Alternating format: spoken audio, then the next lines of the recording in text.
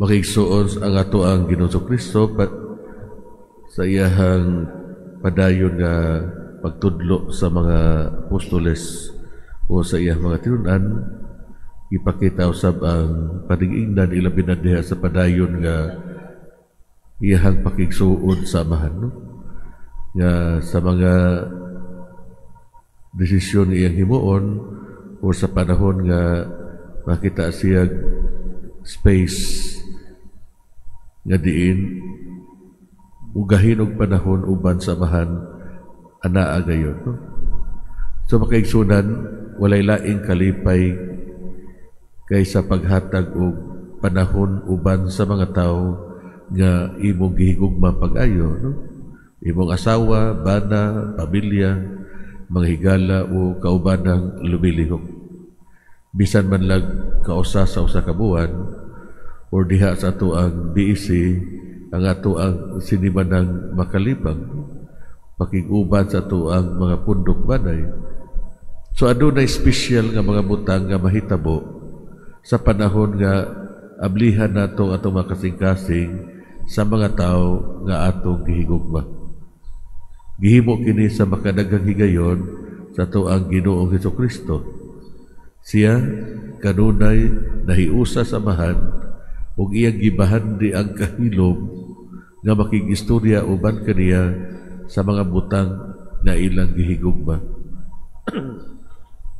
Human sa iyang gugma para sa amahan, ang dako nga gugma ni Kristo mao kita. Dili siya makabarog sa pagtan-aw kanato nga nanginahanglan. Pariha sa bisan kinsang amahan, higala o igsuon, ang iyang kasing-kasing matunaw sa panahon nga makita niya nga nag-antos. Si Jesus kanunay nga moabot human sa ilang heart-to-heart times with His Father, uban ang kahibalo sa mga panginahanglan sa uban ug ang mga paagi sa pagsulbad sa mga problema. Natural lang ang tanan, mulag effortless ang paghimo niya nini. Sa mga igsuon ang atong pagtubo diha sa mga hiyas ni Kristo, adunay relasyon sa kadaghan sa oras nga atong gihatag diha sa pag-ampo human sa Ginoo. So unsa may hagit para kanato mga igsuon? Katabangan kita sa Ginoo nga siya ato ang top priority matag adlaw sa atong kinabuhi. Ikaduha, muhatag og 5 ngadto sa 15 minutos nga makig-istorya, makig-uban sa Dios diha sa atong adoration sa Blessed Sacrament. Hinaot ito. May nagpalihog para sa katalingban ng pag-amo.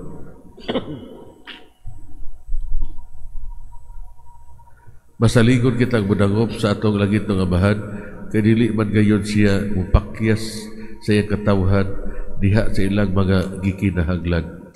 Mag-ampo kita, Ginoo, dungga kami.